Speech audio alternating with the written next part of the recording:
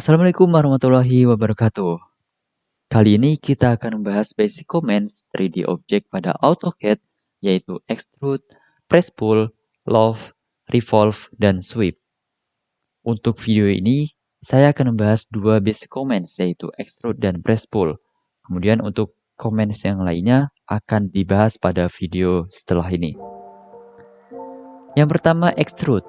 Fungsinya apa? Untuk mengubah objek 2 dimensi yang sudah kita gambar menjadi objek 3 dimensi dengan menariknya atau memberikan dimensi secara tegak lurus dari bidang awal, bisa ke atas, bisa ke bawah. Contoh penggunaannya yaitu membuat balok dari persegi panjang, kemudian membuat tabung dari lingkaran ataupun objek-objek 3D lainnya dari objek 2 dimensi yang sudah kita gambar. Langsung saja kita coba ya di sini. Pertama kita coba buat persegi panjang, ukurannya 100,50 atau 100 kali 50. Kemudian buat juga lingkaran, diameternya 50 atau bebas ya, terserah kalian. Tadi radiusnya 50, artinya diameternya 100. Kemudian kita buat lagi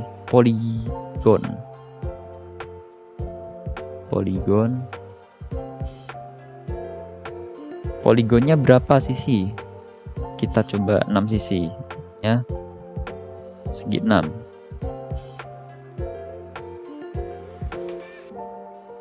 Oke, radiusnya berapa?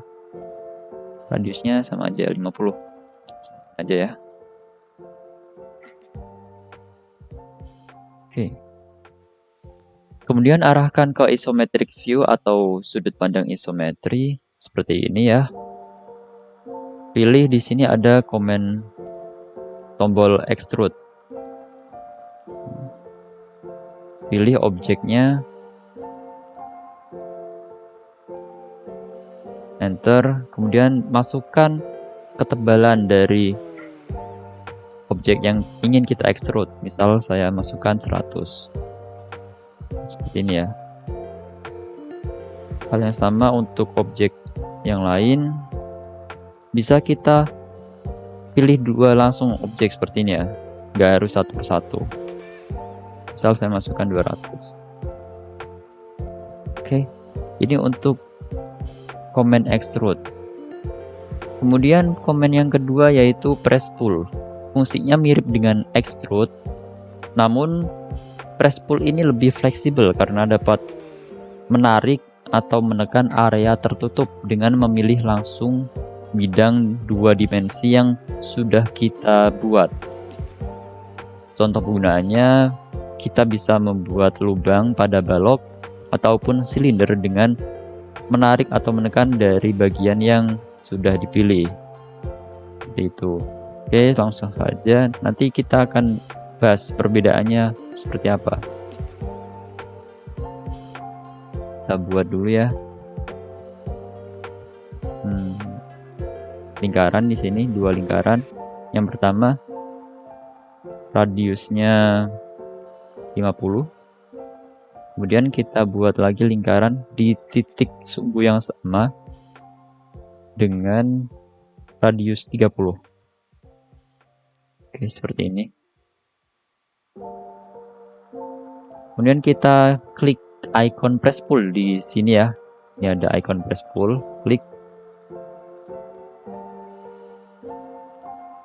Arahkan ke bidang yang ingin di-press atau pull. Kalau press dia ke bawah, kalau pull dia ditarik ke atas. Nah, ini hampir sama seperti extrude, tapi kita bisa melakukan extrude atau press pull ya di sini namanya. Sesuai dengan bidang yang kita pilih, yang mana di sini kita pilihnya bagian yang luar, lingkaran yang luar, sehingga lingkaran yang dalam dia tidak terekstrud. Hasilnya akan seperti ini, bagian dalam akan berlubang asal kita masukkan 100. Itu ya.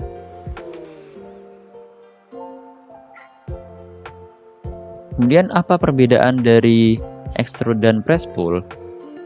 Yang pertama, kalau di extrude itu harus berbentuk satu kesatuan. Misalkan rectangle, kemudian lingkaran atau circle, ellipse, dan lainnya. Kalau objeknya belum satu kesatuan, gimana? Harus dilakukan p-edit, join, ataupun region dulu. Nah, sedangkan kalau di press pull bisa dilakukan pada objek yang belum satu kesatuan. Contohnya di sini kita coba ya.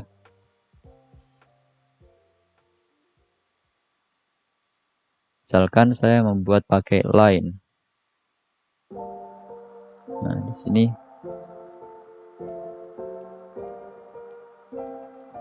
oke, random aja ya ukurannya. Seperti ini. Kemudian saya kopikan saja. Copy. Ini ya. Oke. Kalau kita pakai perintah extrude, dia tidak bisa melakukan extrude bidang. Jadi nanti kalau kita extrude ini, hasilnya akan garis seperti ini. Nah, terlihat ya, hasilnya itu garis, bukan bidang. Sehingga kita perlu lakukan join dulu. Join dari garis-garis yang sudah kita buat tadi agar menjadi satu kesatuan. Enter. Nah, ini baru bisa di extrude sebagai bidang karena dia sudah satu kesatuan. Seperti ini ya. Misal kita masukkan 100. Oke. Berbeda dengan press pull. Kalau press pull, ketika kita arahkan ke bidang ini, dia akan otomatis menjadikan satu kesatuan sesuai dengan bidang yang kita pilih.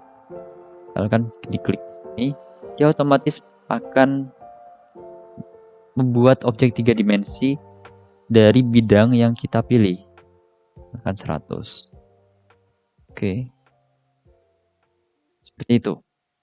Itu perbedaan yang pertama.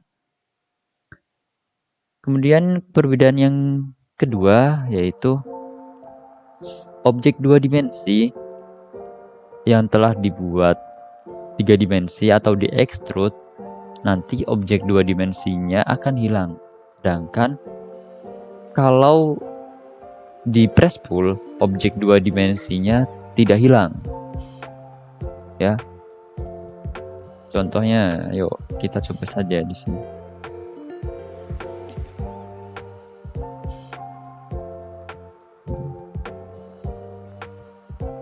Misalkan saya buat angle aja ya. 100 kali 100. Oke. Saya kopikan sini ya.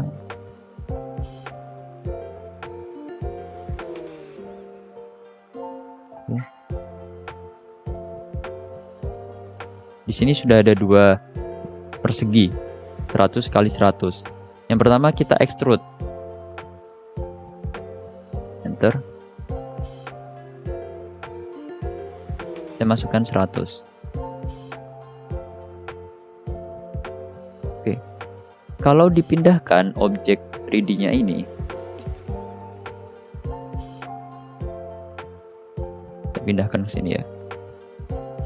Nah, objek 2 dimensi persegi yang sudah kita buat di awal itu hilang sehingga tidak bisa digunakan lagi. Berbeda dengan press pull.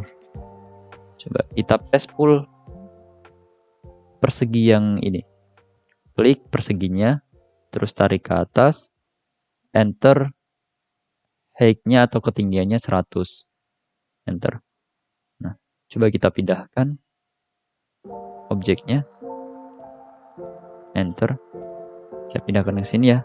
Nah, di sini masih ada persegi atau objek 2 dimensi yang dibuat di awal. Ini perbedaannya. Kalau extrude, objek 2 dimensi di awal itu hilang, sedangkan press pull, objek 2 dimensi yang dia buat di awal masih ada. Seperti itu. Kemudian perbedaan yang ketiga apa? Kalau di press pull, kita bisa menambahkan atau mengurangi volume yang sudah dibuat tanpa harus menggambar ulang bentuk 2 dimensinya. Sedangkan kalau extrude tidak bisa.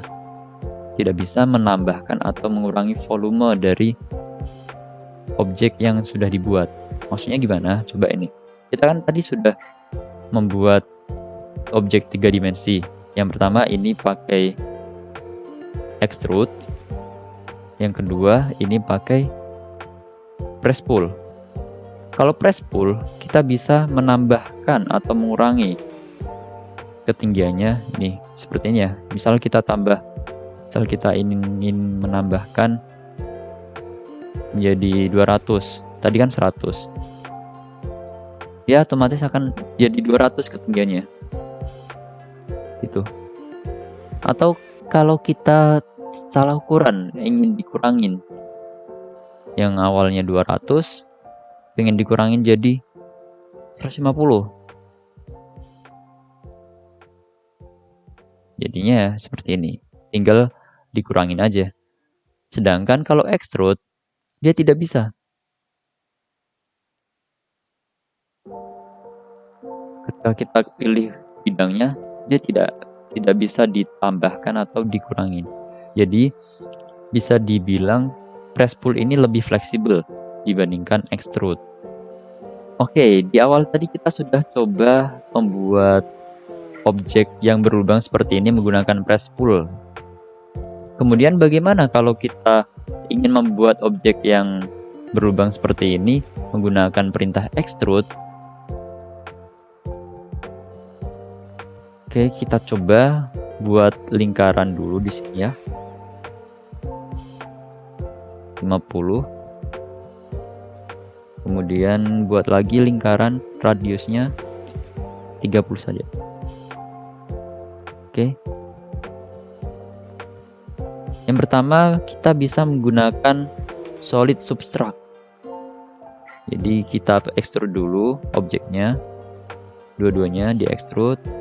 Klik 2 lingkarannya, kemudian extrude ukuran 100. Misal ya 100. Ini kita dapat 2 objek.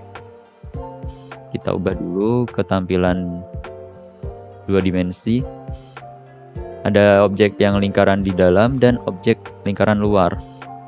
Nah, kita gunakan solid subtract.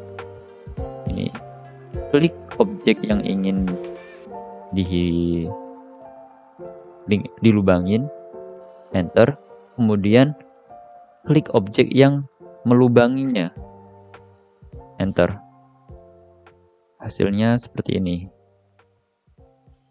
Oke. Atau ada cara yang kedua, yaitu menggunakan shell. Kita coba buat dulu lingkaran dengan ukuran 50 radiusnya. Kemudian kita extrude. Extrude lingkarannya ini berapa tadi? 100 ya. Ke atasnya 100. Kemudian kita gunakan di sini shell. Shell, klik objek yang ingin dibuat berlubang. Kemudian klik bagian bidang yang jadi objek berlubangnya. Artinya nanti ada 2 bidang. Lubang yang luar dan lubang yang atas dan lubang yang bawah. Makanya kita pilih bidang yang atas di sini, kemudian bidang yang bawah di sini. Artinya dia tuh bidang yang ingin dilubangin gitu. Force-nya atau titik awalnya dan titik akhirnya. Oke, kemudian di enter, masukkan distance-nya atau jarak ketebalan dari hasil yang berlubang itu. Kalau di sini tadi 30 dan 50 ya, artinya ketebalannya berapa? 20. Kita masukkan 20, enter.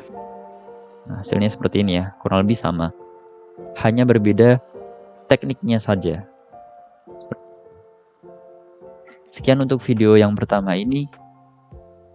Untuk komen selanjutnya akan dibahas di video selanjutnya.